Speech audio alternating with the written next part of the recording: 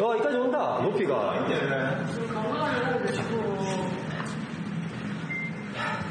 야, 야.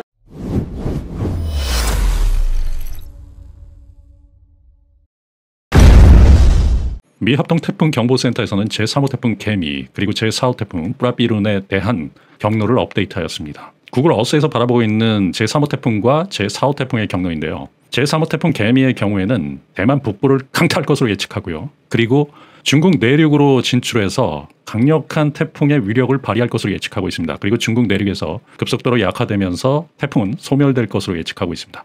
제4호 태풍은 이보다는 약화되지만 그래도 태풍의 지위를 가지고 베트남을 강타할 것으로 예측하고 있습니다. 이것은 23일, 24일 정도의 태풍이 약화돼서 열대 저압부로 바뀔 것으로 예측되기 때문에 한 분이 25일 날 베트남을 가는데 비행기를 탈 수 있는가를 질문을 하셨는데요.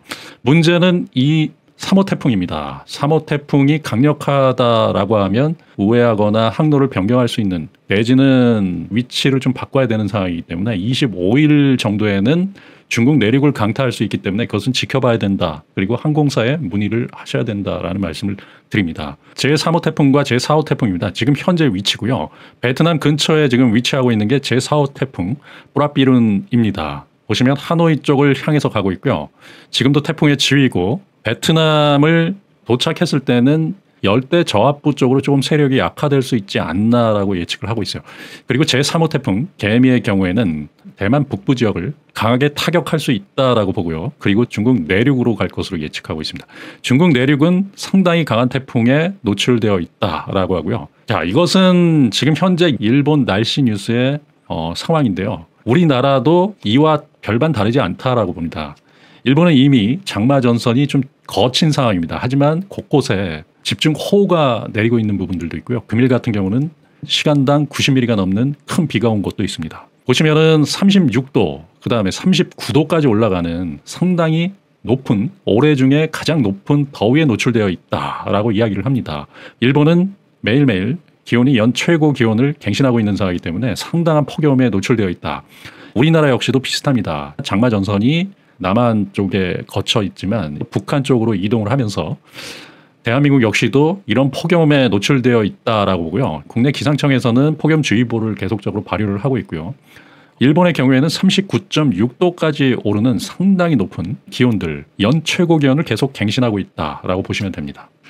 윈디닷컴을 통해서 보는 앞으로의 날씨와 그리고 태풍의 이동 경로를 보겠습니다. 유럽 중기예보센터의 예측 모델을 한번 보겠습니다. 전일의 경우에는 중국을 비껴서 대한민국 쪽으로 올라올 수 있는 가능성을 예측을 했거든요. 금일은 어떻게 변했는지 한번 보겠습니다. 24일 21시경에 대만에 위치할 것으로 예측되는데요. 가장 강력한 태풍으로 중심 부근의 중심기압이 960 헥토파스칼, 중심 부근의 최대 풍속이 초속 45m에 달하는 강한 태풍으로 대만 북부에 위치할 것으로 예측되고요.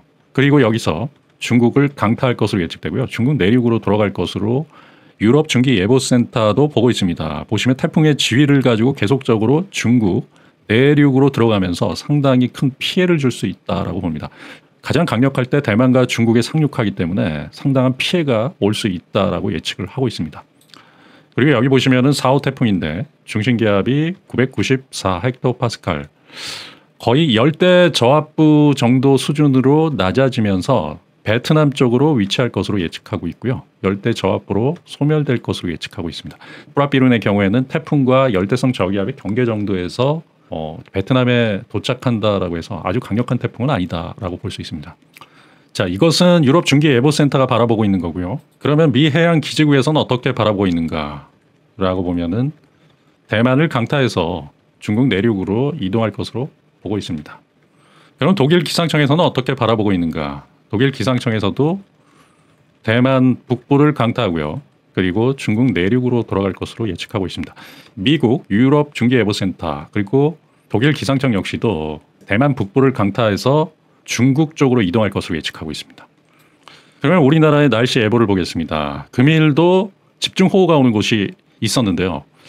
보시면 23일 3시, 06시, 09시 서울 및 중부지방에 비가 많이 올 수 있다라고 보이고요. 이거 역시도 집중호우에 해당될 수 있습니다. 이건 중국으로부터 온대성 저기압이 발달해서 이쪽으로 지금 이동하고 있죠. 계속적으로 온대성 저기압이 발달해서 대한민국 쪽으로 이동하고 온대성 저기압이 발달해서 대한민국 쪽으로 이동하는 정체전선과 온대성 저기압이 만나면서 집중호우가 나타날 수 있습니다. 국지적인 집중호우입니다.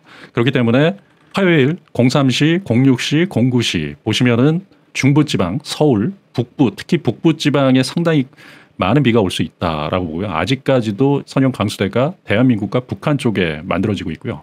여기 온대성 저기압이 이동을 하면서 이 선형 강수대, 즉 이 비구름대를 끌어당기고 있습니다. 그러면서 남부지방은 굉장히 좀 덥고요. 중부지방은 비가 오는데 폭우가 올 수 있는 그러한 상황이 나타나고 있다. 특히 북한 지역이 앞으로 폭우가 크게 나타날 수 있기 때문에 두고 봐야 되지 않나라고 하고요.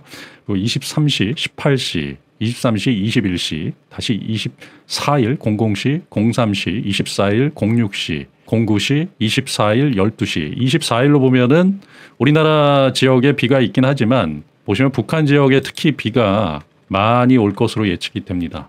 그러면서 24일 21시 북한 쪽에 정체전선이 이렇게 형성되고 있는 모습이 보이죠. 25일 3시, 25일 6시, 25일 9시, 25일 12시 이러면서 태풍이 이렇게 올라오고 있습니다. 24일 이후에는 북한 쪽이 비구름대가 많이 나타나고요. 온대성 저기압이 중국에서 만들어져서 바로바로 이동을 하면서 북한에 폭우를 내릴 수 있다라고 봅니다. 26일 보시면 태풍에 의해서 어느 정도 비구름대가 올라오고 있는 부분인데 우리나라는 조용하죠. 그러면서 금요일 온대성 저기압이 또 만들어지죠. 그런데 중국 쪽으로 온대성 저기압이 만들어지고 중간중간에 집중호우는 계속되지 않을까라고 봐요. 27일도 우리나라에 비가 많이 오는 구역이 있을 수 있다라고 예측하고 있고요. 28일, 29일 그리고 30일.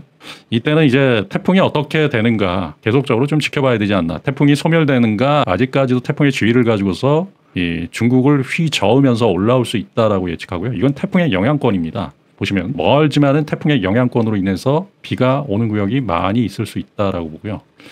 지금 현재로서는 중국에서 만들어지는 온대성 저기압이 바로바로 이동하면서 우리나라 중부지방과 북한 지역에 상당히 많은 비를 내리게 할 수 있고요. 당장 화요일 새벽부터 중부지방, 서울 북부지방에 상당히 많은 비가 올 수 있다라고 볼 수 있고요. 특히 북한 지역에 비가 집중할 수 있고요. 계속적으로 이번 주 우리나라 곳곳에 4일 역시도 대전광역시 같은 경우는 비가 올 수 있고요. 이게 이제 뇌우를 동반한 천둥 번개 그러한 부분들이 집중된다라고 하면 큰 집중호우, 폭우가 동반될 수 있기 때문에 조심해야 된다라는 말씀을 드리고요. 그러면서 태풍이 올라오면서 좀 소강 상태를 보이다가 또 다시 우리나라 쪽 27일 역시도 큰 비가 올 수 있다라고 보니까 아직까지는 장마전선이 끝나지 않았다. 장마전선이 올라갔다 내려갔다를 계속적으로 반복하고 이것은 일본 지역 역시도 그래요. 근데 이 문제는 뭐냐면 비가 오면 폭우를 동반할 수 있다는 거고요. 지금 날씨가 너무 더운 거예요. 그러니까 해수온의 기온이 2도 이상 높은 슈퍼엘니뇨 기상이변입니다. 그러면서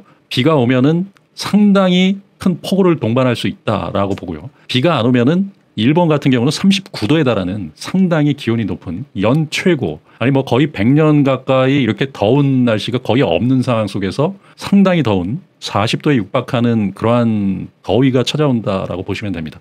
올해는 기상이변이에요. 그렇기 때문에 우리나라도 똑같다라고 보고요. 장마전선이 위로 올라가거나 장마전선이 없어진다라고 하면 똑같이 엄청난 더위에 노출될 수 있다. 이것은 35도 이상 40도에 육박하는 대한민국 역사상 최대 기온에 노출된다라고 보셔야 됩니다. 그렇기 때문에 올해는 곡물가 이런 것들 그런 것이 상당히 상승할 수 있어요. 날씨도 워낙 덥고 이런 장마 그리고 태풍의 영향을 받아가지고 곡물가가 상당히 올라갈 수도 있고요. 그리고 엘니뇨의 마지막 여름이다라고 보기 때문에 올 여름의 날씨 변동성은 상상을 초월할 수 있다라는 말씀을 드립니다. 뭐 여러분들이 올해 같은 경우는 잘 이겨내야 되고요. 특히 1차 산업에 종사하시는 분들은 반드시 잘 관리를 하셔가지고 위험을 회피하는 부분들이 가장 중요하다라고 봅니다. 기상청에서 보고 있는 기상특보 지금 현재 상황인데요.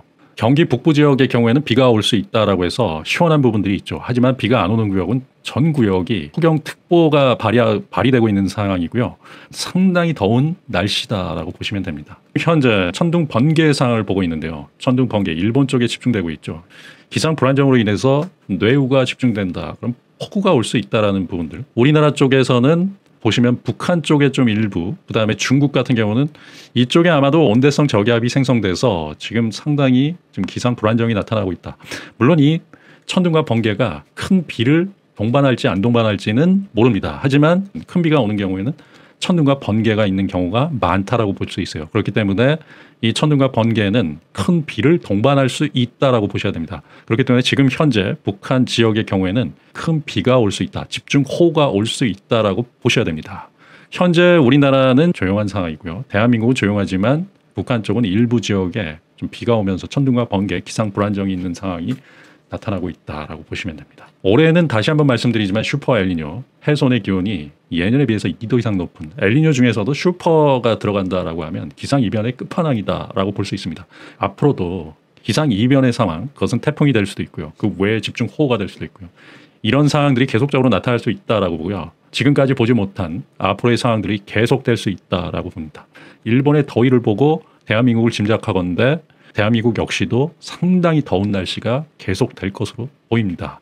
장마가 지나가고 난 남부지방 같은 경우는 상당히 폭염에 지금 노출되어 있죠. 지금부터 이런 폭염인데 더 더워진다라고 하면은 태풍이 만들어지면 상당히 큰 태풍 그리고 우리나라로 많은 태풍이 올 수 있기 때문에 항상 날씨 예보를 주의 깊게 바라보기 바랍니다. 계속적으로 관찰하고 리스크 관리를 위해서 노력하겠습니다. 감사합니다.